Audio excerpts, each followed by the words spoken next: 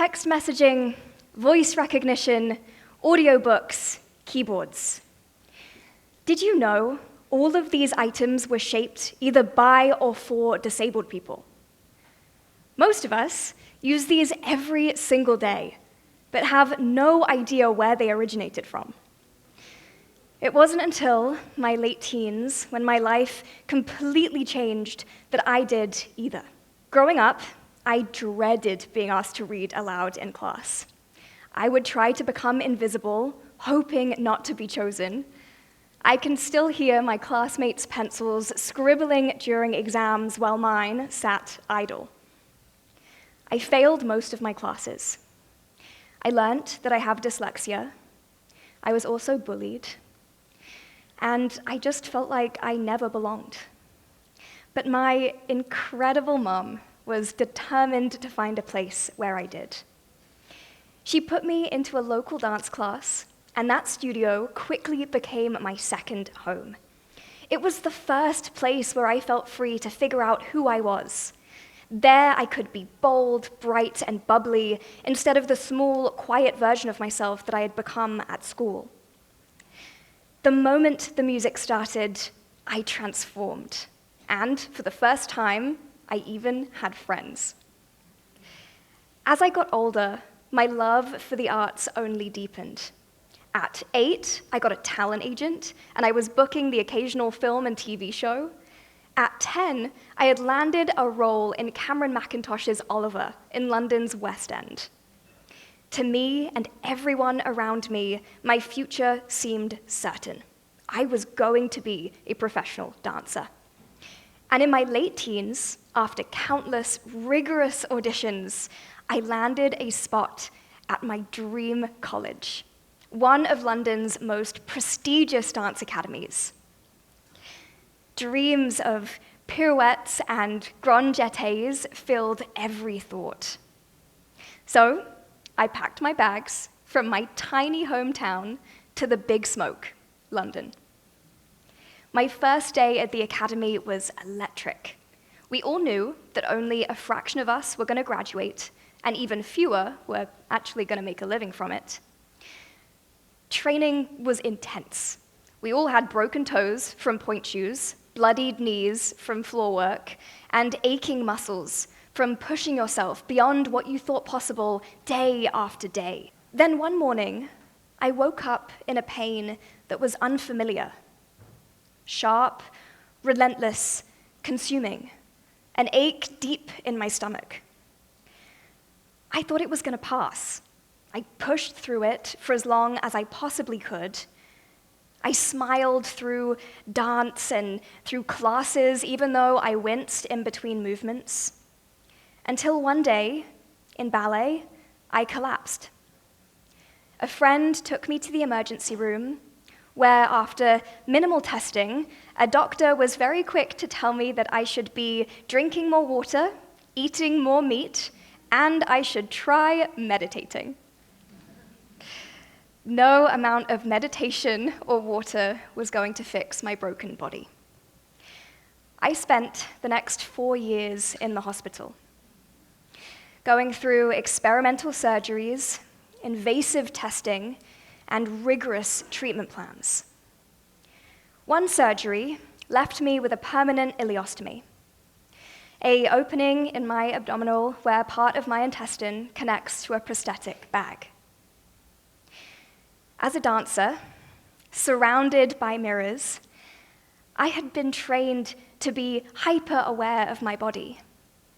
Adjusting to visible medical changes after surgery challenged how I saw myself in spaces that had always equated worth with appearance. But it saved my life, and for that, I am forever grateful. When I was finally ready to leave the hospital, I moved to Los Angeles for a fresh start. I was determined to find a way back into the creative industries that I loved, even though dance was no longer an option. Not long into that fresh start, I lost a job after disclosing my diagnosis. A body like mine was no longer welcome. The decision was dressed up in professional language, But it was that moment that I came to understand my experience is not just a collection of diagnoses. It is a political and cultural identity, and that I am, with a capital D, disabled. Like many people, I had previously believed that my condition was solely my problem, a medical issue to manage quietly and independently. After years of being a patient, it felt natural to internalize that framing. The only reference point I really had for disability growing up was at school, where we would raise money for special needs kids by selling sweets. Disability was framed as charity, as tragedy, and as something distant from us. If I'm honest, I thought disability was something to hide, maybe something to cure or perhaps to overcome. But losing that job in Los Angeles reframed everything. I began to understand that I was not disabled by my condition in that moment. I was disabled by the inaccessible society around me and the attitudes of the people around me. As I started sharing my experience, I heard the same story echoed back at me again and again. And as I began learning about disability history, I realized that my experience was not isolated. It was part of a much longer lineage of exclusion. In the late 19th and early 20th centuries, so-called ugly laws criminalized disabled people for simply being visible in public spaces. Institutionalization became the dominant response. Disabled people were sent away without consent, sometimes for life. This was framed as care, but in reality, it was isolation and abuse. And while those laws have since been overturned, and we've had progress, and we have protections like the Americans with Disabilities Act, the attitudes that shaped those laws have not disappeared. Disabled people today, in theory, are allowed to live, work, and thrive. But in reality, it's not always the case. Disability discrimination still exists, especially in employment. So, I did what most disabled people do when we face exclusion. We create our own opportunities. So, I founded my first company, a talent agency representing disabled creatives. I called it See Talent, because as disabled people, we very rarely get access to option A or option B, and we have to create our own option C. Our goal was to change the way the world views and defines disability. We no longer wanted to be defined by stigma. Usually, stigma shows up in one of three ways in the media. You've got the villain, where disability becomes shorthand for evil. The victim, where suffering invokes pity. And the inspiration, where the superhuman overcomes disability.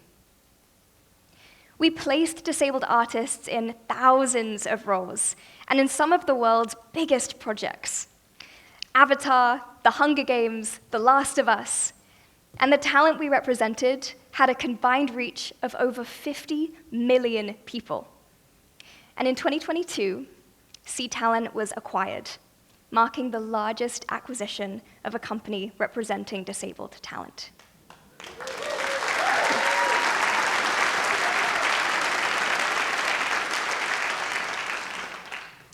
And yet, disabled people are still twice as likely to be unemployed as non-disabled people, despite employers reporting persistent talent shortages. Globally, disabled people represent over 1 billion people. In the US, we are the largest minority group. We're also the only group that anyone can join at any time. It's not a threat, I promise. Yet, we remain disproportionately excluded from the workforce, not because of a lack of talent or desire, but because of a lack of access and a failure to recognize where capability already exists. The future of work will reward adaptability, which is a skill disabled people possess in abundance. The people who will thrive as career paths no longer look linear are people who can problem solve under pressure. Disabled people have been doing exactly that for decades. The other often overlooked perk of having disabled people in your workplace is how often we have to create curb cuts, things that we need that non-disabled people end up benefiting from. Text messaging, originally developed for deaf communication, it's now a seamless and essential way that colleagues connect. Voice recognition, originally created for people with mobility disabilities. Audiobooks, originally designed to create access for blind and low vision readers. Or the early typewriter, the modern precursor to the keyboard, shaped by the needs of a blind inventor. The irony is, disabled communities are rarely ever credited or compensated for building the foundation of a more accessible and ultimately effective workforce. That realization is what led me to my next project. I was tired of seeing disabled people continuously improve innovation and workspaces without having the recognition and compensation to match it. So, I founded Making Space, building workspaces that just work better for everyone. When I began raising capital, I led with the business case. I shared the data from Accenture, showing that when companies intentionally include disabled people, they achieve 28% higher revenue, double the net income, and 30% higher profit margins. I spoke about retention, market reach, innovation. And I was told, come back when you have a non-disabled male co-founder. Not because the model didn't make sense or the market wasn't large enough, but because beneath the surface, disability is still coded as fragility. It didn't matter that disabled activists quite literally pulled themselves up the steps of the US Capitol in 1990 to demand the passage of the ADA. It didn't matter that previous generations of disabled activists had endured arrests, organized sit-ins, and confronted systems far more scary than venture capital committees. Society still defaults to pity over power. It was a reminder of exactly why Making Space needed to exist. You can present the revenue projections, and you can talk about how excluding disabled people costs economies billions in lost productivity.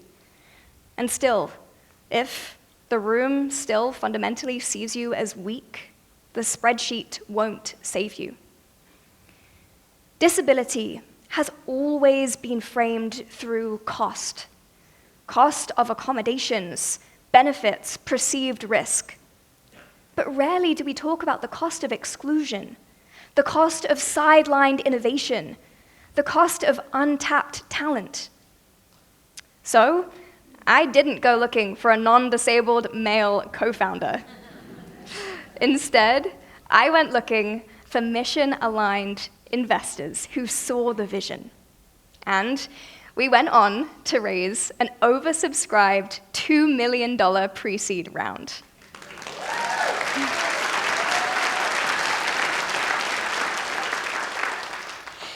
Making Space exists because I refuse to accept that disabled people need non-disabled chaperones.